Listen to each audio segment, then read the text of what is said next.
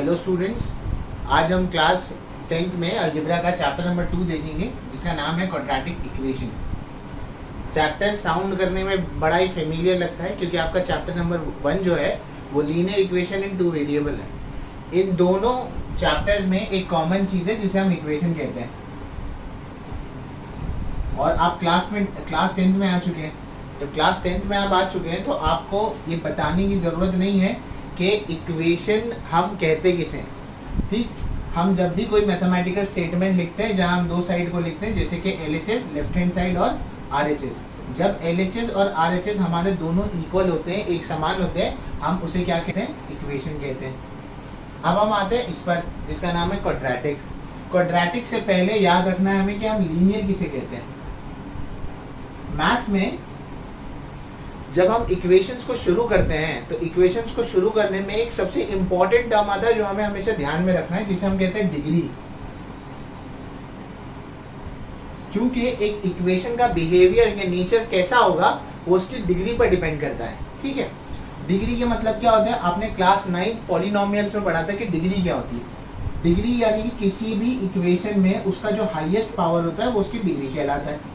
अगर इसको समझाने की मैं कोशिश करूं तो अगर मैं एक इक्वेशन लिखूं x³ + 3x² + x = 0 लिखूं, तो इस इक्वेशन में x की पावर यहाँ पर 3 है, यहाँ पर 2 है और यहाँ पर 1 है। तो अगर ध्यान से देखोगे तो यहाँ पर सबसे बड़ा नंबर कौन सा है? 3 है। तो इस इक्वेशन की डिग्री क्या कहलाएगी? 3 कहलाएगी। समझना है। अगर मैं ये इक्वेशन ले लूँ, सपोज करो p² + 6q - 1 = 0। यहाँ पर भी p ले लो क्योंकि एक ही वेरिएबल में सिखाना है मेरे को। तो सपोज करो p² है, ये 6p और ये -1 है यहाँ पर। तो यहाँ पर p का डिग्री क्या है? 2 है। यहाँ पर क्या है? p का यहाँ पर क्या है? डिग्री 1 है। और यहाँ पर p है ही नहीं तो क्या डिग्री लोगे? 0 लोगे। अब इसके अंदर अगर चूज करोगे आप, अगर इक्वेशन की ओवरऑल डिग्री देखने जाओगे तो सबसे हाईएस्ट पावर यहाँ पर क्या है? 2 है। तो इक्वेशन की डिग्री क्या कहलाएगी? 2 कहलाएगी। ठीक है, यानी कि डिग्री आपको समझ में आया होगा। किसी भी इक्वेशन का जो हाईएस्ट पावर होता है उसकी डिग्री होती है। तो अगर हम मैथ में बात करें तो हम मैथ में कुछ स्पेशल नाम देते हैं। अगर किसी इक्वेशन की डिग्री 1 हुई तो हम उसे लीनियर कहते हैं, जो कि आपने चैप्टर नंबर 1 में देखा है। ठीक है, अगर किसी भी इक्वेशन में डिग्री उसकी 1 हुई तो वो लीनियर कहलाएगा। तो अगर किसी इक्वेशन में उसकी डिग्री अगर 2 हो जाए तो वो क्या कहलाएगा? क्वाड्रेटिक कहलाएगा। सिंपल, यानी ऐसा इक्वेशन जिसकी डिग्री 2 हो वो क्या कहलाएगा? क्वाड्रेटिक कहलाएगा। अच्छा, दूसरी बात, अब यहाँ तक तो आ गए। आपको क्वाड्रेटिक इक्वेशन का मतलब समझ गया। फिर से रिपीट करते हैं कि क्वाड्रेटिक इक्वेशन का मतलब क्या होता है। मैं यहाँ लिख देता हूँ साइड में, इक्वेशन जैसे हमने वैसे ही क्वाड्रेटिक लिख देता हूँ। तो क्वाड्रेटिक का मतलब क्या होगा? क्वाड्रेटिक मतलब डिग्री आएगी और डिग्री में भी क्या होगा? यहाँ पर कितना होगा? 2 होगा।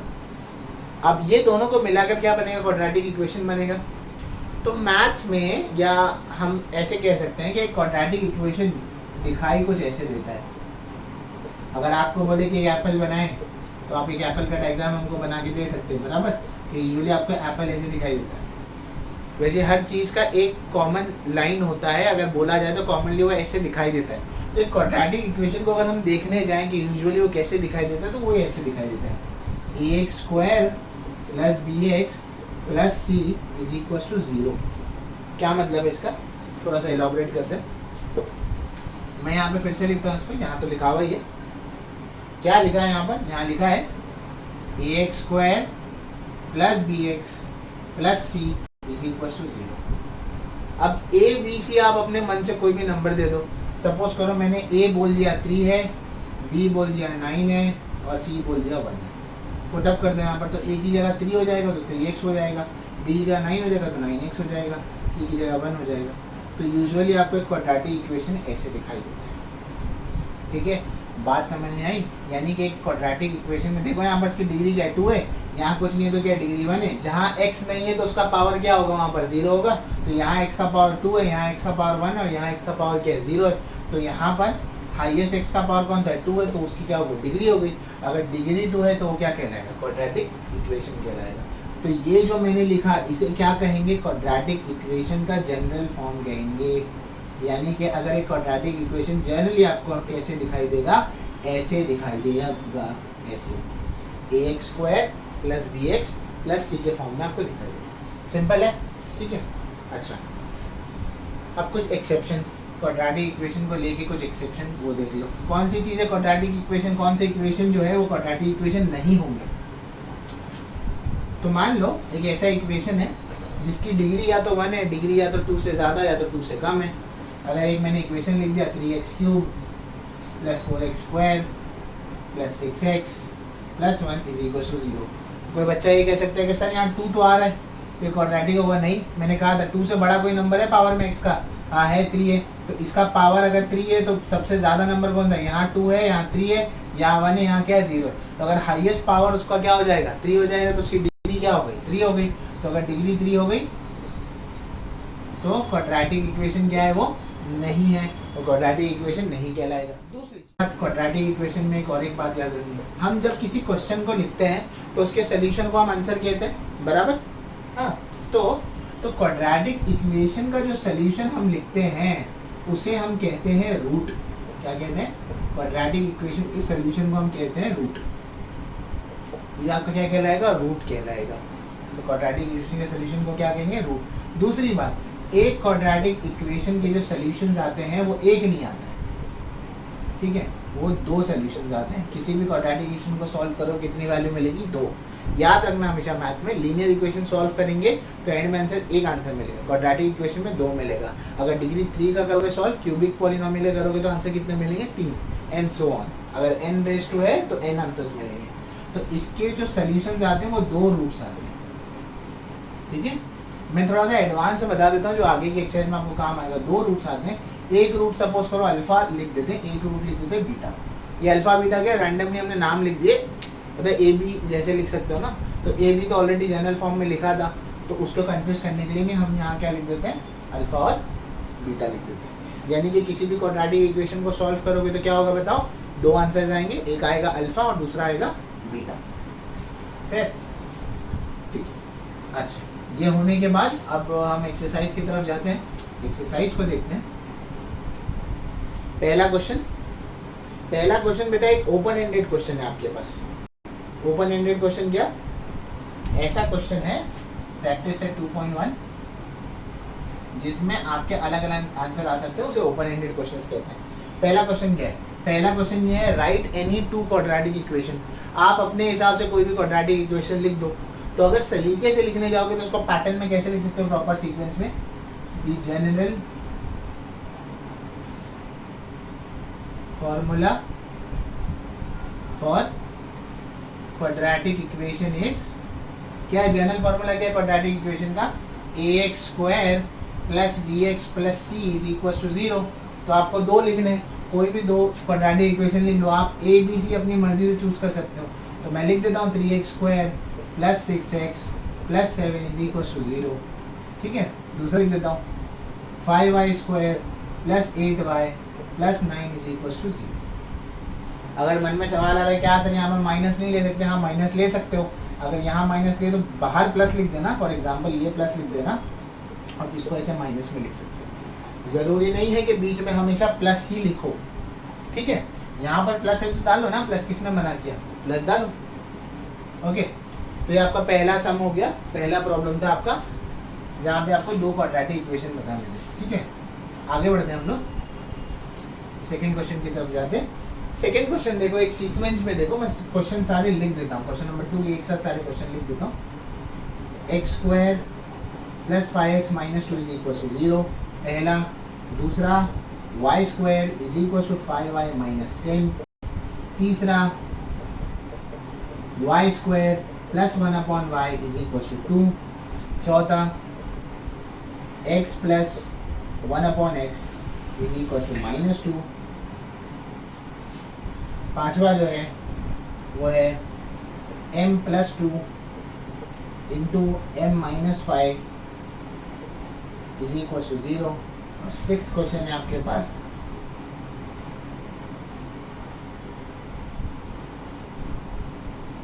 m³ + 3m² - 2 = 3m³, ठीक है।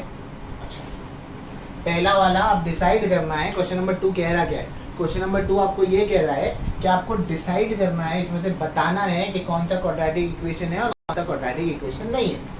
मैं ऊपर लिख देता हूँ क्वाड्रेटिक इक्वेशन का हुलिया कैसा होता है, दिखता कैसे, ax square plus bx plus c is equal to 0। अब ये ध्यान से देखो, कभी कभी ऐसा होगा ना कि क्वेश्चन में से सीधे सीधे नहीं दिया होगा, मतलब आपको अरेंज करना पड़ेगा। सीक्वेंस हमेशा याद रखो, पहला क्या होगा, एक्स स्क्वायर वाला टर्म होगा, यानी कि एक्स स्क्वायर के साथ जो नंबर है वो होता है। दूसरा कौन सा नंबर होता है, जो सिर्फ एक्स के साथ होता है। और तीसरा कौन सा होता है, जिसमें एक्स होता ही नहीं है। और उसके अलावा इक्वल टू के ये साइड पर क्या होता है, आरएचएस पर क्या होता है, 0 होता है। तो आपको देखना है कि क्या वैसा सीक्वेंस बन रहा है क्या। पहला वाला तो देखो बन रहा है, ये एक्स स्क्वायर बन रहा है, तो कोई सोचेगा सर यहाँ तो नंबर ही नहीं, तो बेटा यहाँ पर क्या है, 1 है। एक्स के साथ 5 है, हो रहा है। सी के साथ क्या है, 2 है, यानी सी के मुकाबले में क्या यहाँ पर 2 है, तो सिमिलर आ रहा है। तो ये क्या है, yes it is a quadratic equation. Simple है। हाँ, अब यहाँ पर देखो, ठीक है, अब यहाँ पे नाराज नहीं होना, देख के इसको ध्यान से देखो, क्या है, वाई स्क्वायर है। हाँ, अब ये 5y है, तो मैंने कहा सर ये तो यहाँ 0 होना चाहिए था, ये ऐसे आ गया, तो इसको यहाँ भेज दो ना, दिक्कत क्या है, यहाँ भेज दो। कैसे दिखेगा होता, वाई स्क्वायर प्लस 5y आके क्या होगा, माइनस 5y, माइनस 10 यहाँ क्या होगा, प्लस 10, सबको उधर कर दिया तो यहाँ क्या बचा, 0। मैच करो आप, स्क्वायर वाला है, फिर सिंगल वाला है, फिर बिना वेरिएबल वाला है, तो ये भी क्या है बताओ, yes it is a quadratic equation. समझने आए यहाँ तक। तीसरे पर आते हैं। हाँ, तीसरे को थोड़ा सा सॉल्व कर लो, तीसरे को थोड़ा सा सॉल्व कर लो, अगर सॉल्व करना है तो ठीक है। तो सॉल्व करके देखते हैं इसको क्या होता है। अगर ऐसे भी ऊपर करोगे तो देखो यहाँ पर, इसको सॉल्व करके दिखाता हूँ। अब ये वाई स्क्वायर प्लस 1/y, ये एक मिक्स फ्रैक्शन को सॉल्व कैसे करते हैं मालूम है ना, डिनोमिनेटर को इससे मल्टीप्लाई करना है, तो वाई स्क्वायर इंटू वाई क्या होगा, वाई क्यूब हो जाएगा। अरे बराबर है, प्लस यहाँ पर 1 है और नीचे क्या यहाँ पर y, तो y इंटू वाई स्क्वायर क्या हो गया, Y cube plus 1/y equal to यहाँ पर क्या है, 2 है। 2 इंटू वाई क्या होगा, 2y होगा। Fair enough. तो ये क्या लिखा जाएगा बताओ, Y cube plus 1 is equal to 2y हो जाएगा। आगे बताने की जरूरत ही नहीं, क्योंकि यहाँ पर y का एक बार पावर 3 है और यहाँ पर एक बार पावर क्या है, 1 है। तो अगर y का पावर 3 हो गया तो क्वाड्रेटिक इक्वेशन नहीं हो सकता। तो इसका आंसर क्या आएगा, no it is not a quadratic equation. Fair enough, समझना है। सेम इसको भी सॉल्व करेंगे, बताओ कैसे होगा। x इंटू एक्स क्या होगा बेटा, एक्स स्क्वायर, एक्स बंदा क्या होगा, सॉरी ये तो sorry x into x x square हो गया, प्लस 1 आ गया, अपॉन क्या यहाँ पर x है, और यहाँ क्या -2 है। आगे सॉल्व करो तो ये क्या होगा बताओ, x square plus 1 -2 into x क्या होगा, -2x। ठीक है, अब इसको यहाँ भेज दो तो ये कैसे दिखेगा बताओ, एक्स स्क्वायर -2x यहाँ कर क्या होगा, +2x plus 1 is equal to क्या होगा, 0। क्या आपको एक क्वाड्रेटिक इक्वेशन की तरह नजर आ रही है। देखो ध्यान से, एक्स स्क्वायर के साथ ये वाला टर्म है, फिर x के साथ ये टर्म है, तो ये क्या कहलाएगा, क्वाड्रेटिक इक्वेशन कहलाएगा। तो यस, आगे लिख लेना, वहाँ जगह नहीं है, ठीक है। Yes it is a quadratic equation. Next thing, यहाँ क्या करेंगे हम, 2 ब्रैकेट है तो 2 ब्रैकेट को मल्टीप्लाई करना पड़ेगा आंसर निकालने के लिए पहले। तो यहाँ लिखेंगे m, पहले ब्रैकेट का पहला टर्म, और यहाँ होगा m-5, फिर लिखेंगे +2, ये होगा m-5 इज इक्वल टू क्या होगा, 0। हाँ अच्छा, ये लास्ट वाला एक काम करता हूँ, मैं ड्रॉप कर देता हूँ, नीचे जगह नहीं है तो मैं इसको ये क्वेश्चन होने के बाद बताता हूँ, ठीक है। हाँ यार देखो, अब इसको सॉल्व करो ना, क्या होगा, m into M, M square, 5 into M, 5m, 2 के साथ प्लस की साइन है, सब सावधानी बरतनी है, कोई जरूरत नहीं, आराम से करो। 2 इंटू एम क्या होगा, 2m, प्लस माइनस माइनस 5 2 का क्या होगा, 10 होगा। यहाँ पर क्या आएगा, 0। तो ये क्या हो जाएगा बोलो, m स्क्वायर हो जाएगा, -2 -5 + 2 कितना होगा, -3m होगा। यहाँ क्या आएगा, -10 आएगा, इज इक्वल टू क्या होगा, 0। देखो, स्क्वायर वाला स्क्वायर के साथ एक सिंगल वेरिएबल वाला यानी कि रेज़ टू 1 पावर वाला उसके साथ है, और c के साथ क्या है, 10 है। आ रहा है क्वाड्रेटिक इक्वेशन जैसा, तो ये भी क्या होगा, yes it is a quadratic equation. समझने आया, 5th तक समझने आ गया। लास्ट वाला बता दूंगा, इसका स्क्रीनशॉट ले लो, मैं आपको 6th वाला बताता हूँ इसके बाद अभी।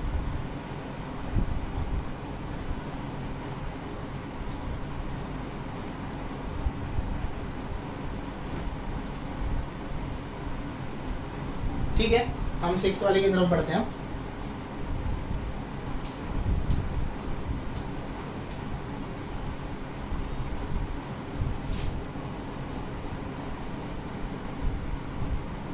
क्वेश्चन नंबर 6 की तरफ जाता हूँ। तो क्वेश्चन नंबर 6 बेटा क्या है, ये देखो क्वेश्चन नंबर 6 में बहुत आसान क्वेश्चन है। क्वेश्चन नंबर 6 ये है, m क्यूब है प्लस 3m स्क्वायर है माइनस 2 है इज इक्वल टू यहाँ पर 3m क्यूब है। आपको इसको अगर अरेंज करना है तो अरेंज कर लो, फिर भी देखकर बता सकते हो। हाईएस्ट पावर m का क्या है 3 है, तो क्या क्वाड्रेटिक इक्वेशन कहलाएगा? नहीं, तो लिख देंगे no, it is not a quadratic equation. अगर कोई बोलेगा सर सॉल्व करके बता, तो सॉल्व कर लो।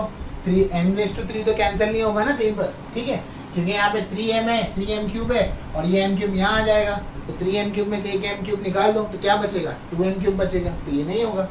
ठीक है, समझ रहे हैं आगे? ओके, तो हमारे 2 क्वाड्रेटिक इक्वेशन नहीं निकले और 4 क्वाड्रेटिक इक्वेशन हमारे निकल गए। थर्ड क्वेश्चन पर आओ, देखो क्या कह रहा है। Which of the following equation is in the form of ax square plus bx plus c is equal to 0? Then write the value of a, b, c for the following equation. मतलब आपको एक equation दिया है, आपको उसमें a का, b का और c का वैल्यू निकालना है। मेरे को बताओ a किसके साथ आता है? x स्क्वायर के साथ, यानी कि स्क्वायर वाले टर्म के साथ। b किसके साथ आता है? रेज़ टू 1 वाले के साथ। और c किसके साथ आता है? जिसके पास वेरिएबल होता ही नहीं है। तो इसको पहले उस हिसाब से अरेंज करो, ठीक है। ये दोनों को यहाँ लेकर चले जाओ। माइनस, देखो क्वेश्चन आ रहा होगा, दिमाग में सवाल भी आ रहा होगा, सर आप ये दोनों को बोल रहे हैं यहाँ लेकर जाने, आप 2y को इधर लेकर आ जाओ ना। हाँ ला सकते, क्यों नहीं ला सकते, पर मैं एक टिप देता हूँ मैथ्स के लिए, हमेशा याद रखो। अलजेब्रा जब भी करोगे ना लाइफ में, 2 चीज़ें मैथ में हमें पसंद नहीं है। कौन सी? एक तो माइनस और दूसरा डिवाइड। जब भी ये दिखे ना तो इनको कम करने की कोशिश करो। जहाँ जहाँ आपसे कम हो सकता है उसको कम करो, जहाँ आपको नेगेटिव देख रहा है ना उसको पॉजिटिव में बदलने की कोशिश करो। आंसर गलत नहीं होगा, चीज़ें थोड़ी सी आसान हो जाएगी, ठीक है। ये दोनों को यहाँ लेकर, तो माइनस वाई स्क्वायर यहाँ आकर क्या हो जाएगा? Y square. 2 को यहीं रखो, 2y प्लस 10 यहाँ आकर क्या होगा? माइनस 10 इज इक्वल टू क्या होगा? 0। अब देखो ये फॉर्मेट में दिख रहा है, तो ये ऐसे लिखना है, कंपेयरिंग विथ किसके साथ कंपेयर करेंगे? बोलो ax square plus bx plus c is equal to 0। तो a का वैल्यू क्या है बताओ? यहाँ कुछ नहीं है तो क्या 1 है, b का वैल्यू क्या है 2 है और c का वैल्यू क्या है माइनस 10 है। तो a का वैल्यू 1 हो गया, b का वैल्यू आपके पास 2 हो गया, c का वैल्यू आपके पास माइनस 10 हो गया। Fair enough?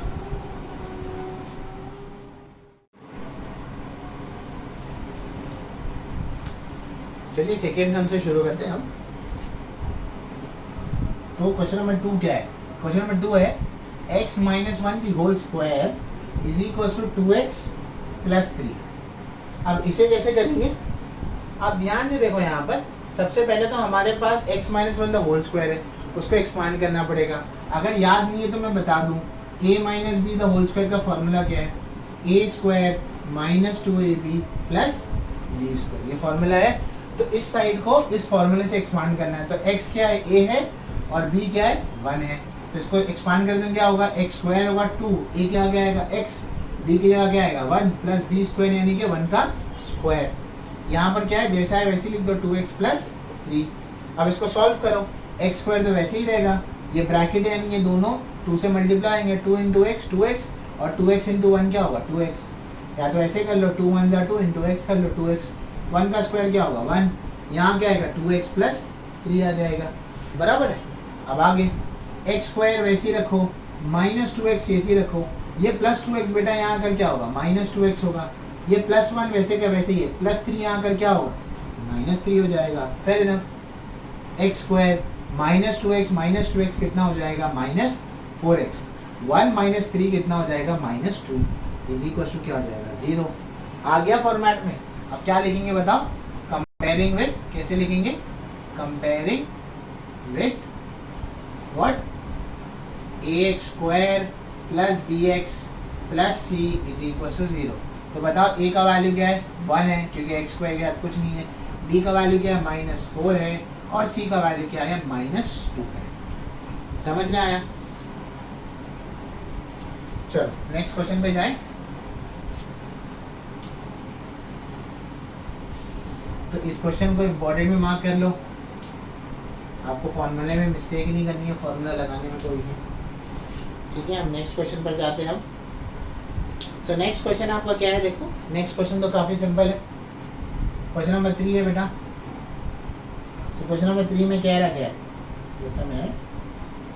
क्वेश्चन नंबर 3 में ये कह रहा है कि x स्क्वायर है प्लस 5x है इसी को यहाँ है माइनस है ब्रैकेट के और यहाँ पर 3 माइनस एक्स है। ठीक है, माइनस है। तो अब ये क्या होगा बताओ, x square plus 5x bracket के माइनस, यहाँ कुछ नहीं है तो किसी भी नंबर की साइन याद रखना उसके लेफ्ट में देखी जाती है। तो -3 के लेफ्ट में कुछ नहीं है तो क्या है, प्लस है। अब यहाँ देखो माइनस प्लस -3 हो जाएगा, माइनस माइनस प्लस हो जाएगा, ये x आ जाएगा। समझ में आया? ब्रैकेट ओपन करो तो पूरी मतलब अटेंशन के साथ ओपन करना है ब्रैकेट। ब्रैकेट वाला गलत ओपन किए, बाहर माइनस है, सब गलत हो जाएगा। अब इन सबको यहाँ लेकर आओ, एक्स स्क्वायर वैसे के वैसे 5x है। अब ये प्लस x यहाँ कर क्या होगा, -x, -3 यहाँ कर क्या होगा, +3। तो ये क्या होगा बताओ, एक्स स्क्वायर 5x में से x जाएगा तो कितना बचेगा, 4x। यहाँ क्या होगा, 3 आएगा, इज इक्वल टू क्या आएगा, 0। बराबर। क्या करेंगे अब, comparing with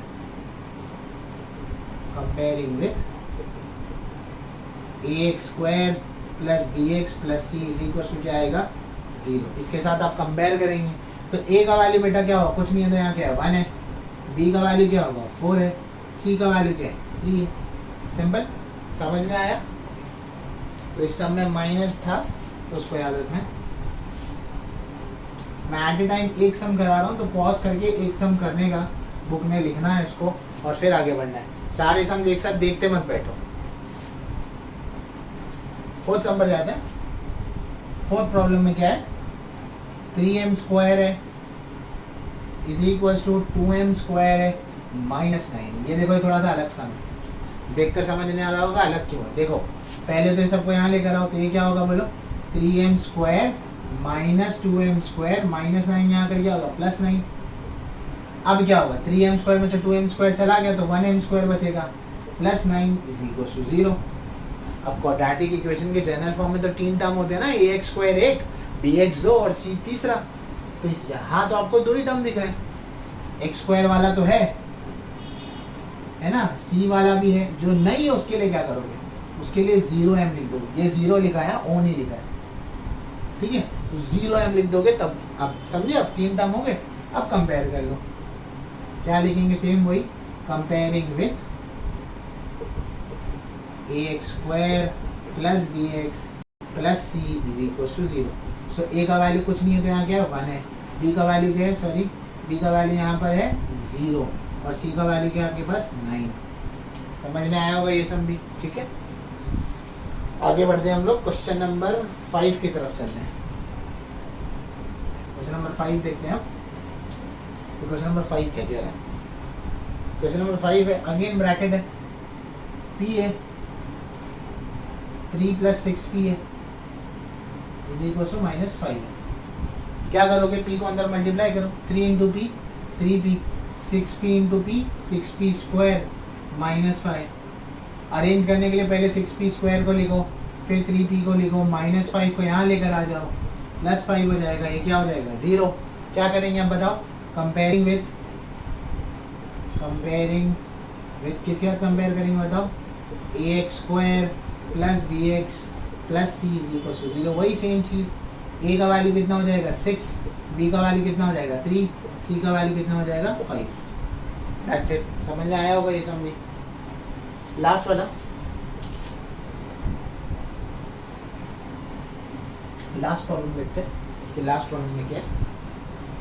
x square -9 equal to 13 है, x square -9 is equal to 13 है। तो ये कैसे करेंगे बताओ, x स्क्वायर पहले तो लिख लो, -9 है, -13 को भी यहाँ लेकर आ जाओ और यहाँ पर क्या हो जाएगा, 0 हो जाएगा, ठीक है।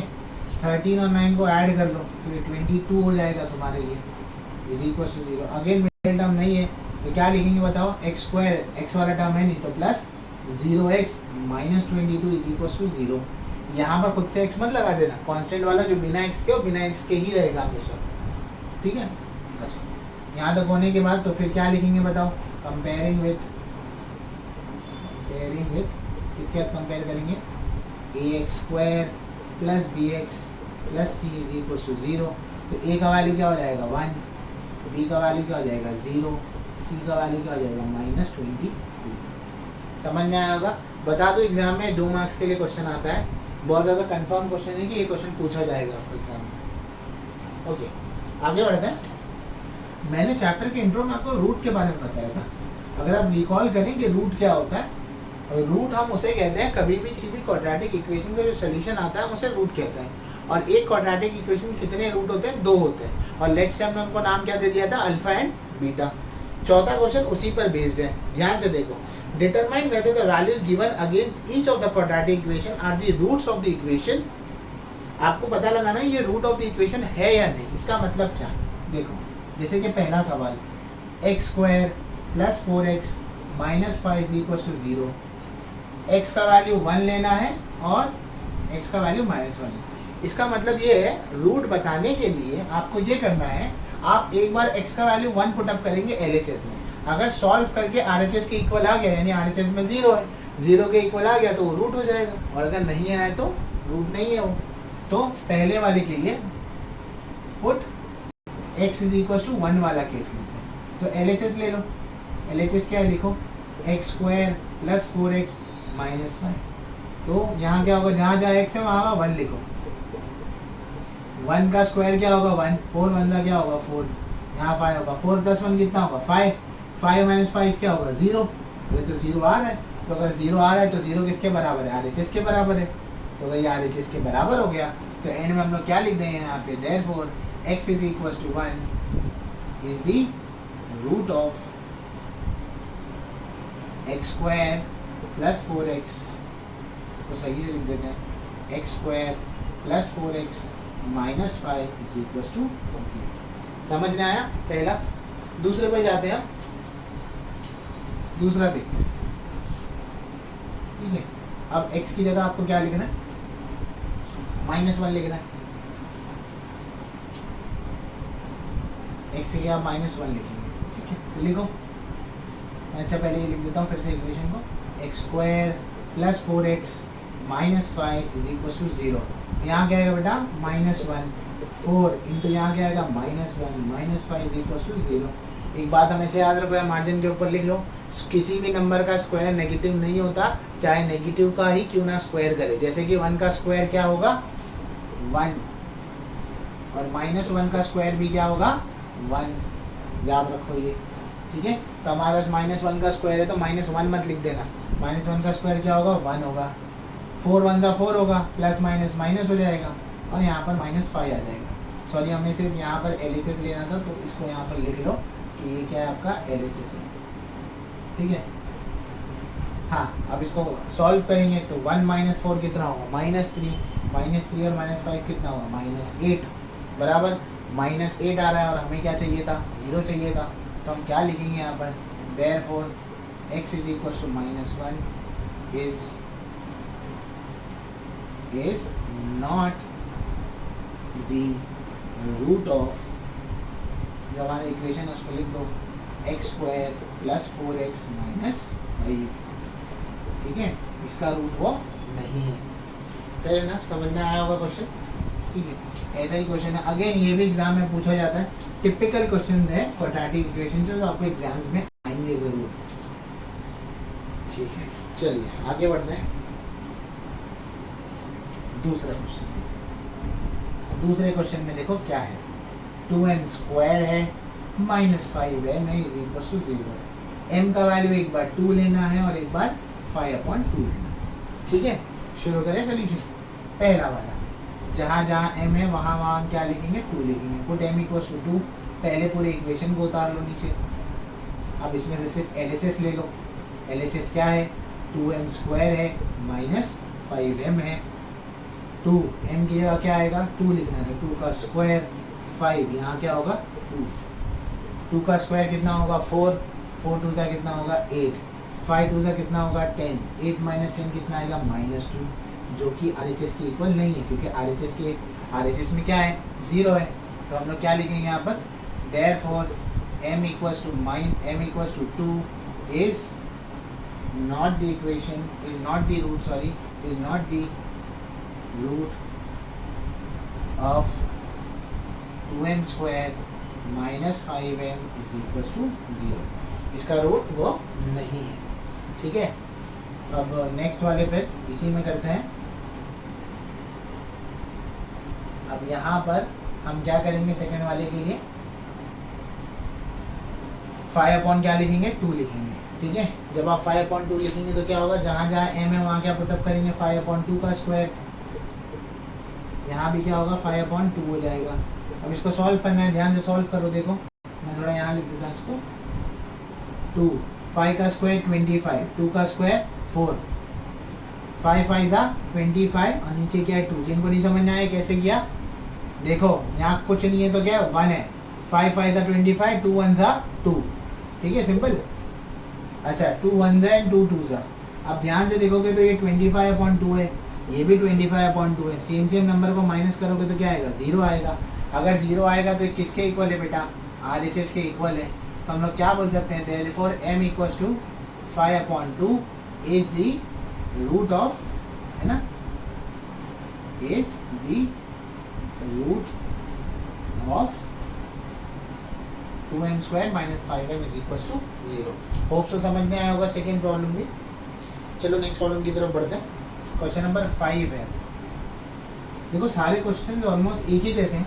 अगर आपने इसका बेसिक पकड़ लिया, पहले में तो क्वाड्रेटिक इक्वेशन पहचानना था, दूसरे में आपको अरेंज करना था, तीसरे में क्वाड्रेटिक इक्वेशन के आंसर दिए हुए आपको वेरीफाई करना है कि वो उसका आंसर है या नहीं है। सो क्वेश्चन नंबर 5 देखो क्या कह रहा है, फाइंड के, आपको के फाइंड आउट करना है। If x equal to 3 is the root of the equation kx square minus 10x plus 3 is equal to 0। क्या मतलब है, आपको एक क्वाड्रेटिक इक्वेशन में kx square minus 10x plus 3 is equal to 0 और आपको ये दिया हुआ है कि x equal to 3 is the root of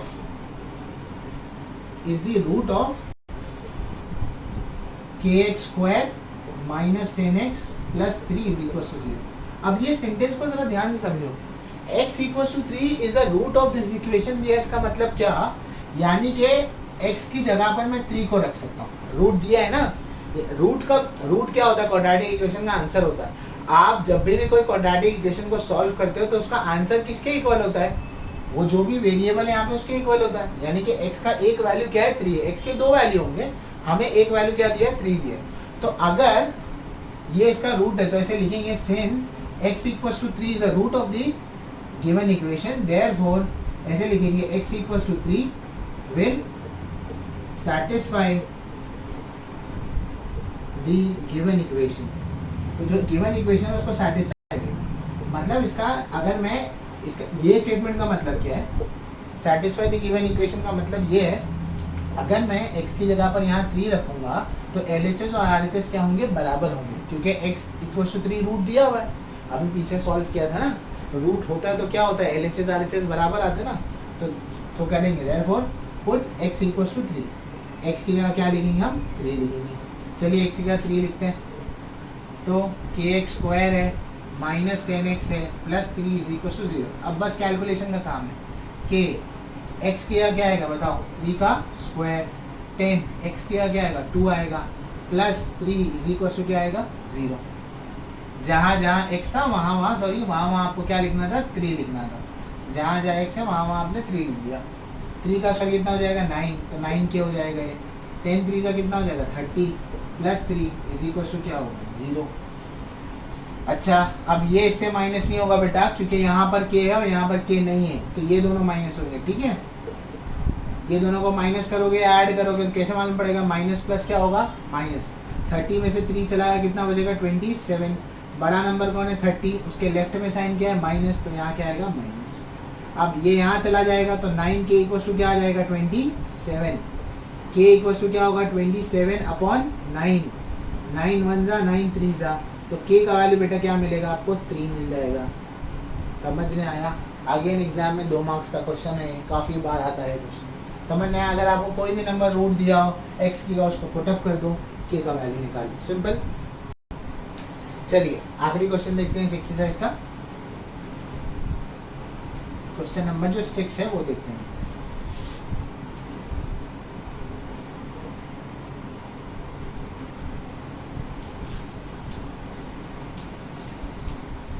अब तक सिंपल ही लगा होगा चैप्टर, एक जैसे समझा आपके पास। एक्टिविटी बेस्ड क्वेश्चन है, देखो क्या दिया हुआ है। One of the roots of the equation 5m² + 2m + k = 0 is -7/5।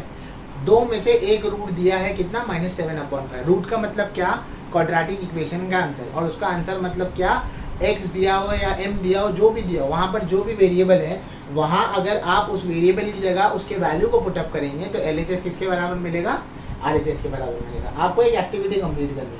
पहले वाले बॉक्स में दिया dash is a root of 5m² + 2m + k = 0। तो क्या रूट है, मैं पूरा सेंटेंस नहीं लिखता हूँ। पहले वाले बॉक्स का क्या आंसर है, -7/5 बराबर, ये पहले बॉक्स में आ जाएगा। सेकेंड वाले के लिए उसने बोला put m = dash in the equation. m = क्या लिखेंगे, क्योंकि रूट कौन है, -7/5 है, तो m = क्या आएगा, -7/5। थर्ड वाले बॉक्स की तरफ आते हैं। उसके बाद आपको सॉल्व करना है, तो मैं इसे डायरेक्ट सॉल्व कर देता हूँ। इक्वेशन देखो क्या है, 5m² है + 2m है + k = 0 है। तो जहाँ जहाँ m होगा वहाँ वहाँ हम लोग क्या लिखेंगे, -7/5 का स्क्वायर, यहाँ पर भी 2 × -7/5 + k = क्या आएगा, 0। पहले सॉल्व कर लेते हैं, फिर जो जहाँ जहाँ बॉक्स बना होगा वहाँ बना लेंगे। 5 -7 का स्क्वायर बेटा क्या होगा, 49। 5 का स्क्वायर कितना होगा, 25। प्लस माइनस क्या होगा, -7 2 सा क्या होगा, 14। अपॉन में क्या आएगा, 5। प्लस क्या होगा यहाँ पर, k = 0। ये देखो 5 1 ज़ा 5 5 ज़ा 49/5 -14/5 + k = 0। अब जिनको फ्रैक्शन सॉल्व करने नहीं आते हो ध्यान से देखो, फ्रैक्शन जब भी सॉल्व करते हैं तो सबसे पहले हम डिनोमिनेटर देखते हैं। अगर डिनोमिनेटर सेम हो गया तो हम डायरेक्टली माइनस कर देंगे या ऐड कर देंगे। अगर डिनोमिनेटर नहीं सेम होता है तो बेटा आप क्रॉस मल्टीप्लाई करके उसको सेम करेंगे। हमारे केस में यहाँ पर डिनोमिनेटर सेम है, तो थोड़ी देर के लिए k को छोड़ दो अकेला, यहाँ पर कॉमन डिनोमिनेटर 5 लिखो, यहाँ क्या होगा, 49 - 14 + k = क्या हो जाएगा, 0। 9 में से 4 चला गया, 5 बचेगा, 4 में से 1 चला गया, 3 बचेगा, अपॉन 5 आएगा, प्लस k = क्या होगा, 0। 5 1 ज़ा 5 7 ज़ा, तो बेटा 7 + k = क्या होगा, 0। तो k का वैल्यू कितना आएगा,